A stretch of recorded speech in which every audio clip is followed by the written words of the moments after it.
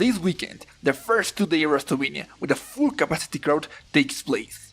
And yeah, it's not had a particularly good build.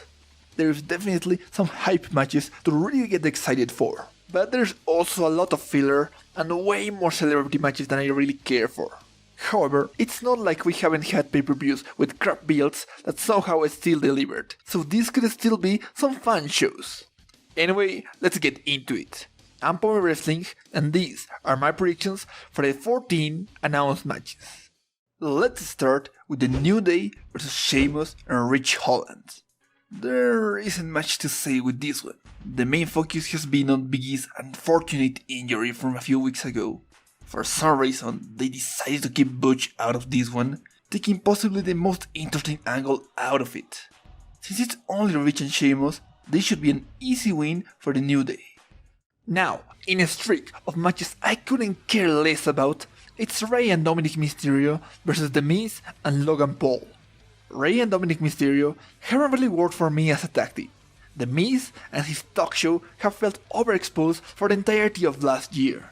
And no matter how hard they try, I'm not interested in watching Logan Paul wrestle. So yeah, there's nothing for me here. As for the result, this should be an easy win for the Mysterios, as seen by the fact they are already teasing dissension between Miz and Logan. Continuing the indifference streak, it's Drew McIntyre vs Happy Corbin. Drew has gone from beating Brock Lesnar at Mania 36 and opening the first show with some actual fans last year to facing arguably the worst version of Baron Corbin. This feud has been going on since before day one, and the only thing that's happened that's actually stuck in people's minds has been Madcap Moss almost dying at the Elimination Chamber. If Drew doesn't win this, what even was the point of the past 2 years? Still on the disinterest field, it's Carmella and Queen Selina vs Sasha Banks and Naomi vs Rhea Ripley and Liv Morgan vs Natalya and Shayna Baszler for the women's tag team titles. After WWE apparently dropped the Women's WrestleMania Battle Royale, it's become the tag titles job to get as many people on the card, and the lack of any actual tag teams couldn't make this more obvious. I'm going for Sasha and Naomi mostly because they are the biggest names on the match and they are already teasing a Carmella and Selina breakup. The lack of care continues with Omos vs Bobby Lashley. Ever since becoming a singles wrestler, Omos has failed to connect at all with any crowd.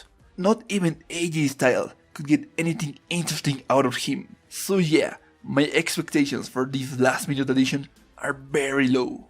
Hopefully Lashley gets a decisive win and we can move on from the Omos experiment. Closing the streak of matches I couldn't care less about, it's the Usos vs Shinsuke Nakamura and Rick Boogs. Ever since the Usos reformed last year, they haven't really done anything with much substance. Aside from a really good match at day one against the New Day, they've just become Roman's henchmen, only there to get beaten down by whoever Roman's feuding with, all while facing the Mysterios a million times and delaying a title match with the Viking Raiders for nearly 2 months. This feud with Nakamura and Boogs is nothing more than a placeholder until a real challenger shows up, since Jimmy and Jay will most likely stand tall with Roman holding all the gold by the end of the night. Then we have RK Bro vs the Street Profits vs Alpha Academy for the Raw Tag Team titles. To me, this is the opposite to the Logan Paul tag match. The build hasn't been anything special, but I'm so into everyone involved, it doesn't really matter. RK Bro has been killing it for nearly a year now. Alpha Academy finally got some screen time and proved why they are an asset to the tag division. And I'm intrigued to see if the Street Profits go full heel after the last couple of weeks' teases. Plus, we already saw a brilliant tag team triple threat recently, so we already know how good this can get. As for the result, I'm going for an RK Bro retention, but I could definitely see the Profits pull the trigger on a heel turn before a title win. After that, it's Sami Zayn vs Johnny Knoxville in an anything goes match. It's so weird that this is one of the matches with the longest builds on the card. Johnny Knoxville has been featured semi-regularly on TV since before the Royal Rumble, and while I personally haven't cared much for their wacky segments, I gotta recognize how over Johnny is with casual crowds, how hard Sami is working to get this rivalry over, and that a hardcore match with a guy known for putting his body on the line for entertainment could actually be good. I'm hoping for a Sami victory, but I really get the feeling that they'll give Johnny the win. Later on, it's Pat McAfee versus Austin Theory. There isn't really a story with this one. Vince just showed up on Pat's podcast and randomly decided to give him a WrestleMania match against Austin Theory. Pat already proved once that he's not only a good promo, but can actually work a good match with the right opponent. I don't know if Austin Theory is the right opponent, but even if he isn't, I'm already expecting lots of smoke and mirrors, probably with some Vince interference mixed in. Out of all the celebrities on the card, I think Pat is the most likely to win, and I'd actually be alright with that result.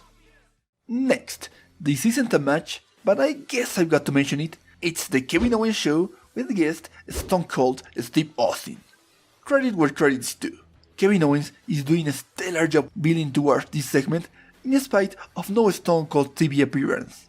However, the fact that this talk show is being considered a viable main event to night one is flat out asinine, especially since no matter how hard WWE tries to push this segment as a grand return after 19 years, we've seen Austin plenty of times before, including practically every WrestleMania in Texas. At most, I could see this turn into a few seconds match like The Rock and Eric Rowan at Mania 32, but that's about it. Afterwards, it's still not official, but reported by everyone, it's Seth Rollins versus former AEW star Cody Rhodes. Seth Rollins has been doing the best character work of his career this year so far, in spite of the completely nonsensical story he's in. I'm sorry, but in a world where Pat McAfee, Logan Paul, and Johnny Knoxville can all get free WrestleMania matches, Seth Rollins not being able to get a spot is just unbelievable. Nevertheless, his opponent's arrival alone might be the most anticipated moment from the entirety of Mania weekend. It's still surreal to think Cody Rhodes will be back in WWE after all that's happened, but I guess we gotta get used to it. It's nearly a guarantee he'll pick up the win, since not even WWE is stupid enough to give the first true AEW defection a loss on their return match. Coming next, Edge takes on AJ Styles. This is a match that sells itself mostly on how much of a dream match it is, rather than its actual story. Edge's heel turn, while welcome, felt like it came out of nowhere. He's coming off of winning feuds against The Miz and Seth Rollins, so him suddenly changing his team with dark blue lights and blaming the fans for his lack of success just rang hollow. Adds to that an AJ Styles who hasn't won any feuds in the past 6 months, and yeah, this has been a very flawed feud. Nonetheless, its dream match status is so big, it's actually turned a fairly mediocre feud into one of the most anticipated matches of the whole weekend. As for the result, it's kind of tough to tell. I would go for an AJ win under normal circumstances, but since Edge is debuting a new gimmick, I'm actually gonna pick Edge to win and establish this new character strongly. Now the match I think should main event night 1. It's Becky Lynch versus Bianca Belair for the Raw Women's title. This feud started all the way back at SummerSlam, and if anything, it's been a mixed bag. The sudden title change at SummerSlam was far from ideal and could have been executed so much better. However, it did serve as a strong basis for Becky's heel turn, which it really needed since crowds were very adamant in refusing to boo her. Thankfully, by the time Bianca vs Becky was made official, they finally started getting the desired reaction. The feud from this point on hasn't been mind-blowing or anything, but after last year's disastrous build to Sasha vs Bianca, I gladly take solid segments every other week about champion and challenger actually getting protected on TV. It's not that hard to make our program worthy of WrestleMania, and this is by far the strongest one on the whole card. As for the result, unless there's been some major shakeup backstage, this should be an easy win for Bianca. Now the match with much bigger chances of actually main eventing night 1, it's Charlotte Flair vs Ronda Rousey for the SmackDown Women's title. This feud has been in a constant battle with itself. Whenever there is a physical confrontation, it's actually quite decent and serviceable enough for a Mania match. The problem starts when they actually open their mouths. I've never been a fan of Charlotte's promos, and Ronda's are notoriously terrible. Unfortunately, this has been a very promo-heavy feud, perpetually taking away most of its heat. It doesn't really help that Ronda tapping out Charlotte is practically a given at this point. And finally, it's Roman Reigns vs Brock Lesnar for the WWE and Universal titles. This is a rivalry that's gone on for far too long, and it's nowhere near as epic as WWE wants us to believe.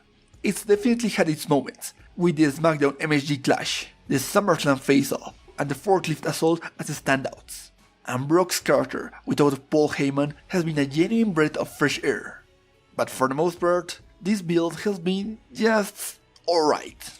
There's only so many times you can get me invested in Brock vs Roman, and the last month has been especially rough, with them essentially running out of interesting content ever since February's contract signing. Add to that a result that's as obvious as it gets. Not even WWE would be so dumb to build Roman Reigns for well over a year only to have him drop the belt to Brock at WrestleMania for the third time. Roman is clearly retaining and probably going strong for another year until The Rock is available. That's all for now. Thanks so much for watching. Until next time, see ya!